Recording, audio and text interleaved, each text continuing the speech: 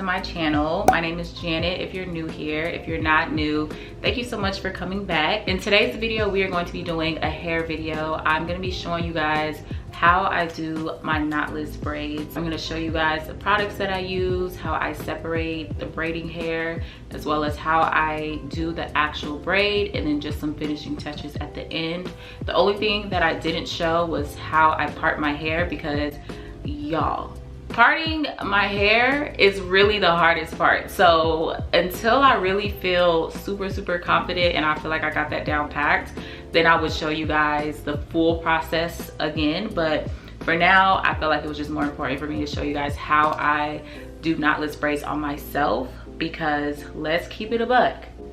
The way some of these braiders are charging for knotless braids, you know what? I'm gonna just do it myself, sis. It's okay. It's okay. I'm gonna just do it myself. I'm gonna sit down, put a show on, spend this little 8-10 hours and do my hair myself. This is for my girls who know how to braid and want to figure out how to do knotless braids on themselves, or if you're just trying to figure out how to braid in general and want to try this style on yourself, then this tutorial is very easy for you to follow. I did mention each product that I use, but I wanted to speak briefly about the braiding hair that I use, because it's up to your discretion, whatever braiding hair you want to use, whatever length you want to use, and whatever color you want to use. But I did want to talk about the braiding hair that I used in this video, and I did show a clip of it in the video, but I wanted to go into a little bit more detail about it. So I'm using the Freetress braid, and it's the 301 natural texture. And then I also have it in 56 inches. With the 56 inches, the finished length is 28 inches. And I felt like that was long enough for me. And then I also got it in a color 1B. The reason why I really like this braiding hair in particular is because this is my third time, I believe, this year doing knotless braids on myself. And I personally have braided my hair before, and I've used different type of hair brands. I find with this brand of hair, because it's a natural texture, that it's really soft, but it's also not soft enough to where it'll slip as you're braiding your hair, but it's also not super coarse to where it'll start just, I don't know how to explain it, but if you've braided your hair before, if you're a braider, then you know that after a while, if you have some rough, coarse hair, it starts to irritate your fingers. And me personally, if I'm doing my hair for 8 to 10 hours, I'm not trying to have my fingers numb and irritated by the time I'm done with my hairstyle. So I find that with this hair, it's just super easy to work with. There's 3 packs of hair in one pack, and I got this from my beauty supply store for $6. And me personally, when I did these knotless braids, I believe I only used 2 packs, but I always get 3 for safety measures, just in case I run out or whatever happens. But I would say for the style that I wanted to achieve, 2 to 3 packs was good for me, but you can get as many as you need. But I wanted to just speak briefly about the hair that I used and why I used it before going into the video. All the other products you will understand why they're used. But if you're interested in how I achieve my knotless braids, then keep on watching. If you're not subscribed, be sure to subscribe down below. Come on, join the family. It's real good vibes over here. But without further ado, let's get into this video. All right, y'all, so let's get into the products that I used. The first item was a rat tail comb, and then I also used duck clips. I used this to just pin my hair up and section it out.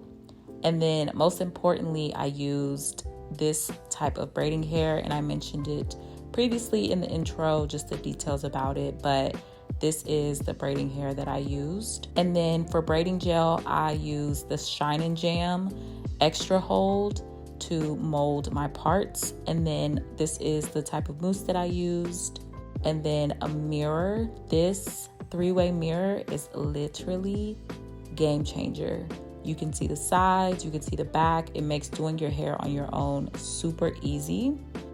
And then the last item is a braiding rack. Also another game changer, because you can just section out your hair and you save so much time. Moving on to how I separate the braiding hair. So for my knotless braids, I wanted a medium sized braid. So I used about 6 pieces of hair. For the first 3 pieces, they're a little bit smaller.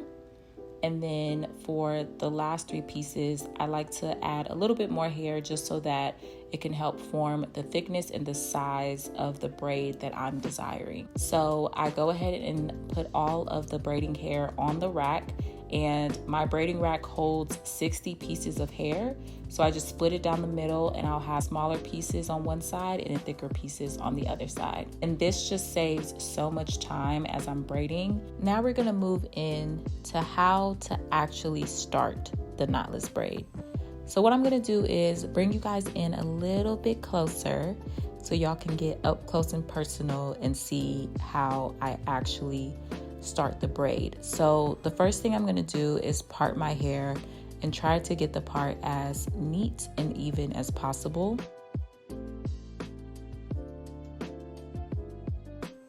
Then I'm going to go in with Shine and Jam, and I'm going to put that all around the perimeter of the parted hair.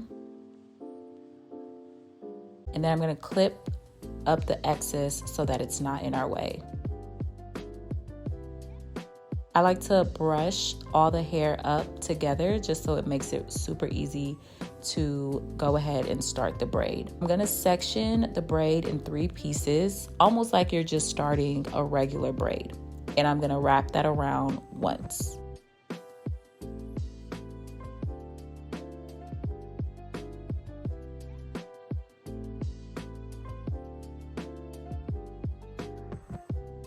Once it's wrapped around, I'm gonna put 1 piece of hair in between my pointer finger and my thumb, and I'm gonna wrap that around twice. So that piece of hair that I'm grabbing, when I wrap it around again, then I'm gonna add my second piece of hair, because as you can see, the other 2 pieces already have braiding hair attached to them.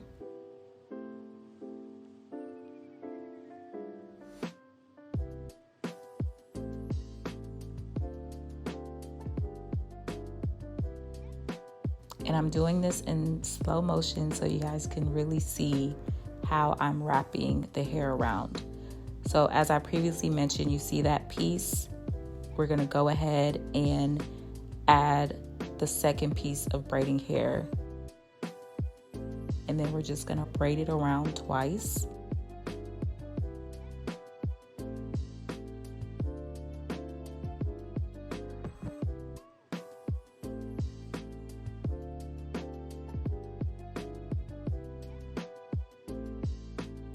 And then we're gonna move forward and add our 3rd piece of hair. Now, if you don't see it by now, it's very repetitive, and once you get a grip of how to do it, it's very easy to do moving forward.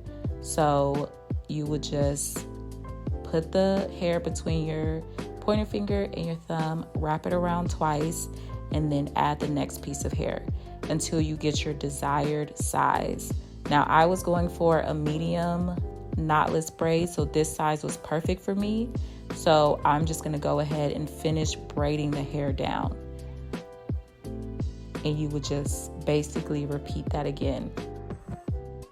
With the second piece of hair, I sectioned it out, put some Shine and Jam, and then clipped up the excess, and then brushed the product in. And then we're gonna go ahead and start with braiding my natural hair, and then putting 1 piece of hair in between my pointer finger and my thumb, and then just wrap that around twice.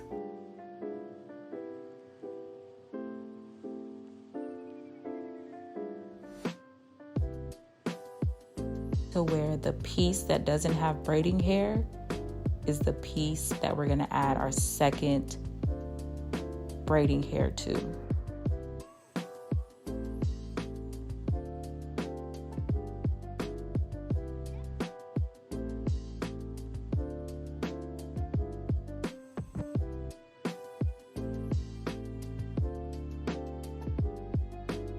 And then you'll just continue to repeat the process. Braid twice, add braiding hair. Braid twice, add braiding hair. And going back to what I mentioned about the braiding rack, when you have your pieces already sectioned out, it makes it so much easier because you just already know what pieces you need to grab, what size you're looking for, and you don't have to pull the pieces directly from the braiding hair.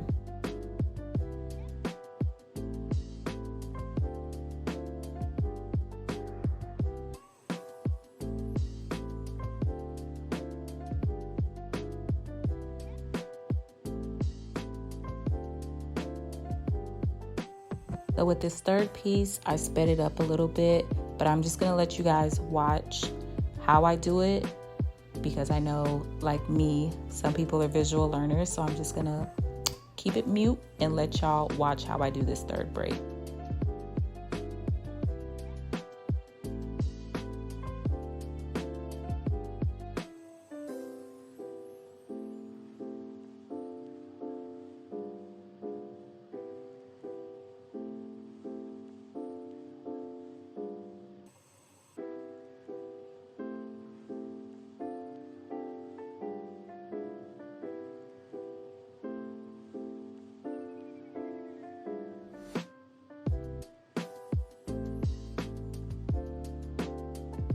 Once the top of the braid is done, we'll go ahead and finish the braid out. And if you find that as you're braiding your hair down, it's starting to get a little bit thin before you get to the end, feel free to add another piece of braiding hair just so that all of your braids are the same size. Because I feel like what makes braids look good is the parting, but also all of the braids being in unison and being the same size. So don't feel like you only have to use 5 pieces of hair or 6 pieces of hair. Just go with how you feel as you're braiding.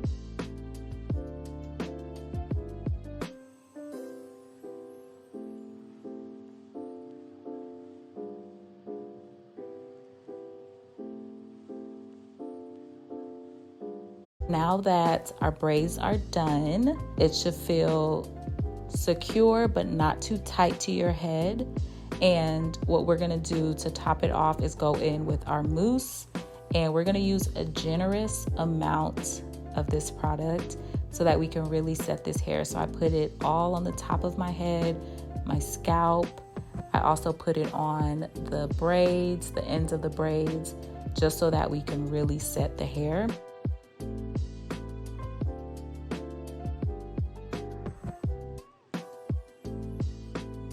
And I didn't show it in this video, but after I put mousse all over the braids, I then go dip it into hot water just so that it can get that final set.